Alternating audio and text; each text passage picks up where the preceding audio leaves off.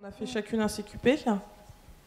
Alors, c'est une licence professionnelle, c'est la seule qui est reconnue aujourd'hui dans la profession, entre guillemets, financièrement. Ah bah oui.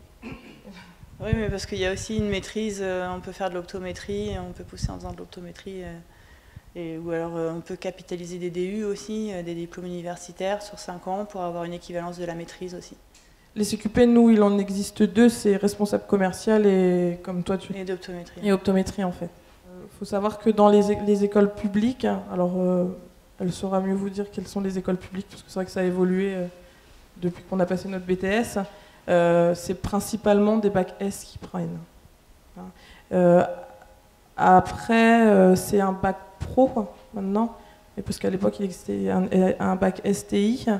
Je suppose qu'ils sont pris aussi Oui, il y en a dans les écoles privées, ainsi que des bacs ES ou des bacs L. Parce que je sais que moi, à Fougères, certains élèves de STT, alors je ne sais pas si ça existe encore, STT, non de bacs techniques étaient pris à Fougères.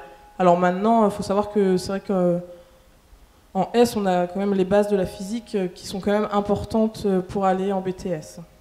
C'est vrai que le BTS, c'est un BTS assez condensé, mais hyper intéressant. Il y a tout ce qui est gestion-communication, qu'on ne fait pas déjà en bac. L'optique physiologique. Alors ça, c'est la spécialisation de notre métier, c'est les mesures physiologiques dans l'œil directement, avec les calculs de myopie, d'hypermétropie, l'astigmatisme, la presbytie. C'est vraiment spécifique à notre métier. C'est beaucoup de calculs, de rayons, voilà. Il y a tout ce qui est atelier. Oui, oui. Atelier, examen de vue, montage, prise de mesure, tout ça. On ne l'a pas en bac S. Ce qu'on a en bac S, c'est principalement français, maths et anglais, quoi. Et optique physique. C'est la spécialisation.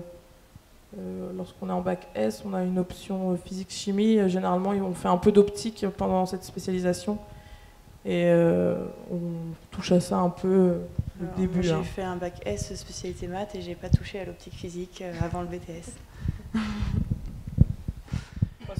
C'est tout petit ce qu'on fait en spé physique en bac S. Il y aura de l'optique physique en BTS.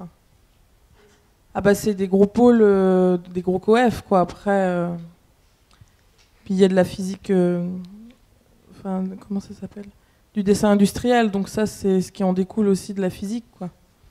Tout ce qui est tracé de rayons, pour moi ça j'appelle ça de la physique, moi. Non, moi j'appelle ça de la technique. Mais... Le dessin industriel, ouais, je trouve que c'est technique. Moi j'étais pas très bonne en physique au lycée, et pourtant j'ai beaucoup apprécié la physique en optique. Enfin, vraiment l'optique, c'est un pôle particulier de la physique, et j'ai vraiment beaucoup adhéré, alors que j'étais pas très bonne sur la filière du lycée. Il y en avait, moi je sais que il y en a qui étaient sur Fougères et qui ont eu leur BTS et ils sortaient d'STT. Après ça dépend de la volonté de chacun et du travail. Bien sûr. Ouais.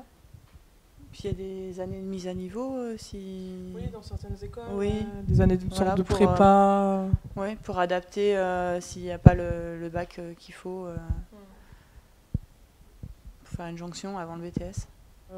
Moi je sais que dans les écoles publiques, quand j'ai passé, c'était sur dossier, sachant qu'il fallait sortir de S. Et dans les écoles privées, à partir du moment où vous payez, je pense que vous êtes pris. Il y a le site Acuité, c'est le site des opticiens, des monteurs-vendeurs. Acuité. Où dedans, vous avez toutes les écoles, avec, je suppose, les taux de réussite en plus. Et les offres d'emploi.